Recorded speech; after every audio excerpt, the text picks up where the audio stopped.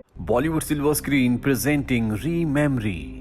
इस कहानी की शुरुआत में सैम और उसके भाई को दिखाया जाता है जो दोनों के दोनों कार से अपने घर जा रहे होते हैं। इन दोनों ने ड्रिंक किया होता है और तभी इनकी कार से दूसरी गाड़ी टकराती है जिससे इनकी कार का बहुत बड़ा एक्सीडेंट हो जाता है। इस एक्सीडेंट में दोनों बुरी तरह से जख्मी हो जाते हैं। सैम का भाई उसे कुछ कहता है लेकिन वो उसकी बात को समझ नहीं पाता। सैम को कुछ देर के बाद हॉस्पिटल में होश आता है जहां पर उसे पता चलता है कि एक्सीडेंट में उसके भाई की मृत्यु हो गई। लेकिन सैम बार बार उस पल को याद कर रहा होता है जब उसका भाई उसे कुछ कह रहा था जिस बात को समझ नहीं पाया था। अब एक साल बीत जाता है जहां सैम एक प्रेस कॉन्फ्रेंस में जाता है जहां पर गॉर्डन नाम का एक साइंटिस्ट सबको प्रेजेंटेशन दे रहा होता है कि उसने एक ऐसी मशीन बनाई है जिसका नाम री मेमरी है, जिससे किसी की भी यादों को रिकॉर्ड करके उसे टीवी पर डिस्प्ले पर देखा जा सकता है। उसने कुछ लोगों की मेमोरी को रिकॉर्ड भी किया होता है जिन्हें वो सबको दिखाता है। और अब प्रेस कॉन्फ्रेंस खत्म होने के बाद इस पूरे प्रोजेक्ट का जो इन्वेस्टर होता है वो गॉर्डन के पास आता और कहता है कि जल्द से जल्द इस प्रोडक्ट को हमें मार्केट में लॉन्च करना होगा। हालांकि गॉर्डन ऐसा नहीं चाहता क्योंकि अब भी इसमें कुछ एरर्स होते हैं, लेकिन इन्वेस्टर को इसकी कोई परवाह नहीं है। अब गॉर्डन पार्टी में जाता है जहां पर उसके पास उसकी गर्लफ्रेंड वेंडी आती है। दरअसल गॉर्डन ने उसकी मेमोरी भी रिकॉर्ड करके सबको दिखाई थी, जिस बात से वेंडी बहुत गुस्सा होती है और कहती है कि मुझे मेरी मेमोरी की स्लाइड्स वापस चाहिए। गॉर्डन कहता है कि वो मेरे घर में है।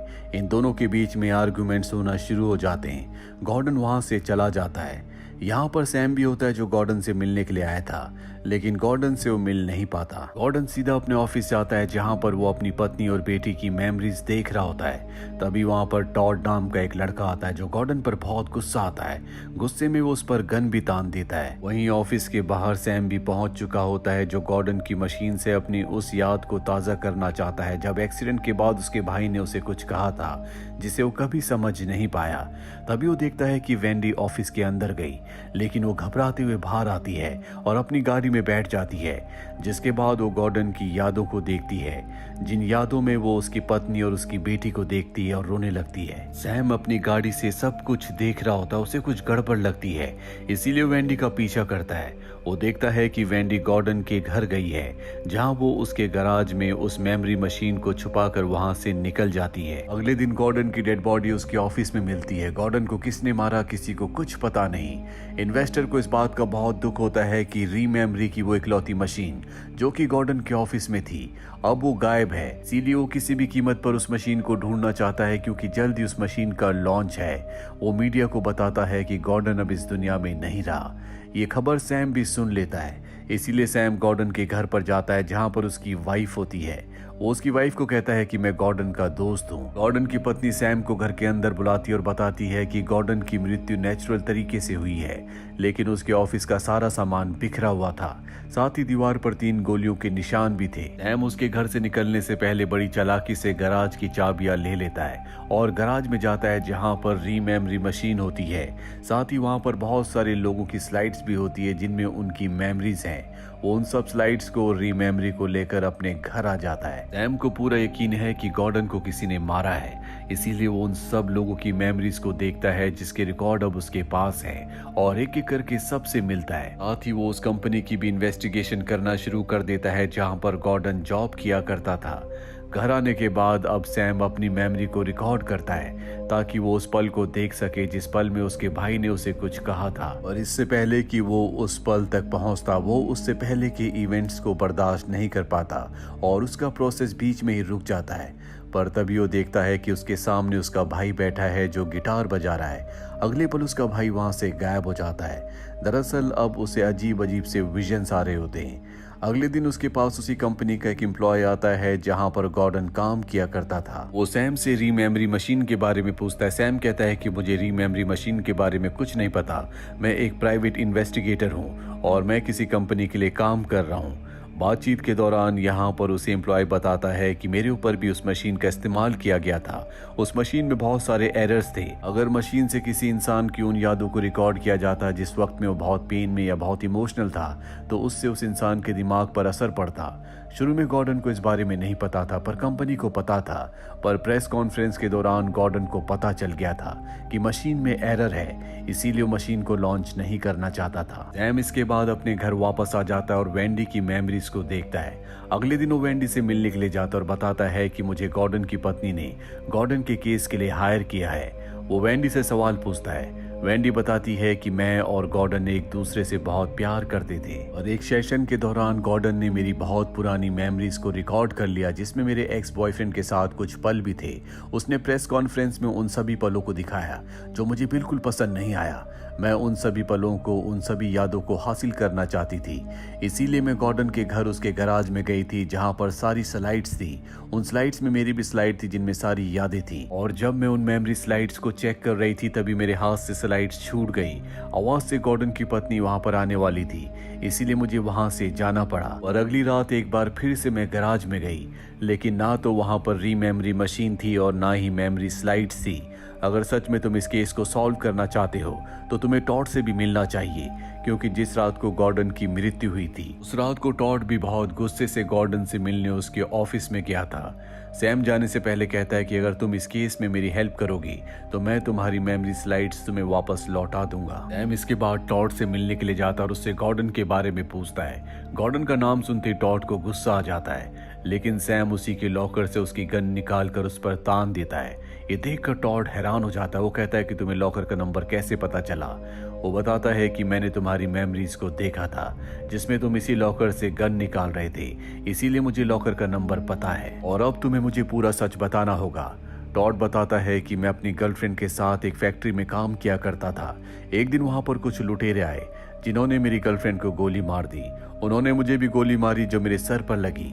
हालांकि मैं बच गया, लेकिन मेरी याददाश्त पूरी तरह से चली गई। एक दिन गॉर्डन ने मुझसे कांटेक्ट किया और कहा कि तुम भी मेरे प्रोजेक्ट का हिस्सा बन जाओ। मैं उसके प्रोजेक्ट का हिस्सा बन गया, जिसके बाद उसने रीमेमरी मशीन का मेरे दिमाग के ऊपर इस्तेमाल किया। मशीन के इस्तेमाल से मेरी पुरानी यादें वापस आ गई, जिनमें वो याद भी थी जिस पल में मेरी गर्लफ्रेंड को मार दिया गया था। मैं उस पल की वजह से पूरी तरह से डिस्टर्ब हो गया। मेरी दिमागी हालत खराब होने लगी, इसीलिए मैं गॉर्डन के पास गया और मैंने उससे कहा कि मेरे दिमाग से उस पल को मिटा दिया जाए, लेकिन गॉर्डन ने मेरी बात नहीं मानी, जिस वजह से मुझे गॉर्डन पर बहुत गुस्सा था। इसीलिए अपनी गन लेकर मैं उसके ऑफिस गया, जहां पर मैंने उसे बहुत उल्टा सीधा कहा, पर मैंने गॉर्डन को नहीं मारा। सैम उसकी बातों पर यकीन करने के लिए उसकी मेमोरीज को चेक करता है। जैसा कि टॉड ने कहा था बिल्कुल वैसे ही हुआ था। वो उसकी यादों में देखता है कि जब टॉड उसके ऑफिस से निकला था तब वेंडी ऑफिस में आई थी और उस वक्त गॉर्डन जिंदा था। और सैम को ये भी बताता है कि मुझे गॉर्डन और वेंडी के अफेयर के बारे में पता था, जिस वजह से मैं गॉर्डन को ब्लैकमेल कर रहा था कि तुम्हें मेरी यादों को मिटाना होगा, नहीं तो मैं तुम्हारे अफेयर के बारे में तुम्हारी वाइफ को बता दूंगा, जिस वजह से गॉर्डन ने वेंडी से ब्रेकअप कर लिया था। सैम अब इस जगह से निकल जाता और गॉर्डन की पत्नी के पास जाता है और बताता है कि मेरे पास ही रीमेमरी मशीन है। लेकिन तभी बाहर वो इन्वेस्टर आ जाता है जिसने पूरी कंपनी में इस पूरे प्रोजेक्ट पर पैसा लगाया था। जल्दी मशीन का लॉन्च भी है। उसे पता चल चुका है कि सैम के पास मशीन है, क्योंकि सैम उन सभी लोगों से मिल रहा है जिनकी मेमोरीज को रिकॉर्ड किया गया था। सैम गॉर्डन की पत्नी से कहता है कि तुम उस इन्वेस्टर को मेरे बारे में कुछ मत बताना, और वो घर के अंदर छुप जाता है। जिसके बाद इन्वेस्टर घर के अंदर आता है और बताता है कि सैम नाम के आदमी ने ही गॉर्डन को मारा है और उसकी मशीन को चुरा लिया है। हम जल्द से जल्द उस आदमी को ढूंढ लेंगे। पर गॉर्डन की पत्नी उसे सैम के बारे में कुछ नहीं बताती। दरअसल सैम ने यहाँ पर उसे अपना नाम जेम्स बताया होता है। इन्वेस्टर वहां से चला जाता है, जिसके बाद जेम्स यानी कि सैम बाहर आता है और वो गॉर्डन की पत्नी को सारा सच बता देता है। वो कहता है कि मेरा नाम ही सैम है और मैं गॉर्डन के केस को इन्वेस्टिगेट कर रहा हूँ। मुझे पूरा यकीन है कि वेंडी ने ही गॉर्डन को मारा है, क्योंकि उसने टॉड को गॉर्डन के झूठे केस में फंसाने की कोशिश की थी और अब मैं वेंडी को गुनहगार साबित करना चाहता हूँ, जिसके लिए मुझे तुम्हारी मदद की जरूरत है। गॉर्डन की पत्नी उसका साथ देने के लिए तैयार हो जाती है। सैम उसे बताता है कि मैं गॉर्डन को शुरू से जानता था। वो हमेशा तुम्हारे और तुम्हारी बेटी के बारे में बात किया करता था जो इस दुनिया में नहीं है। और अब गॉर्डन की पत्नी उस मशीन को लगाती है और अपनी बेटी की यादों को रिकॉल करना शुरू कर देती है। अगले दिन सैम वेंडी को एक जगह बुलाता है जहां पर उसके सामने गॉर्डन की पत्नी आती है। गॉर्डन की पत्नी कहती है कि अगर तुम्हें तुम्हारी मेमोरी ग्लासेस चाहिए तो तुम्हें उस रात की अपनी मेमोरीज को हमें दिखाना होगा जिस रात को गॉर्डन की मृत्यु हुई थी। वेंडी कहती है कि मैंने गॉर्डन को नहीं मारा। गॉर्डन की पत्नी कहती है कि तुम्हारी बातों पर यकीन करने के लिए हमें उस रात की यादों को देखना होगा। वेंडी उनकी बात मान जाती है और अब ये वेंडी की यादों को देखते हैं कि जब वो गॉर्डन के ऑफिस के अंदर जा रही थी तभी वहां से टॉड बाहर आ रहा था, लेकिन जब वो अंदर जाती है तो वहां पर गॉर्डन की पहले से मृत्यु हो गई थी, जिसके बाद वो उसकी रीमेमरी मशीन लेकर वहां से निकल गई थी।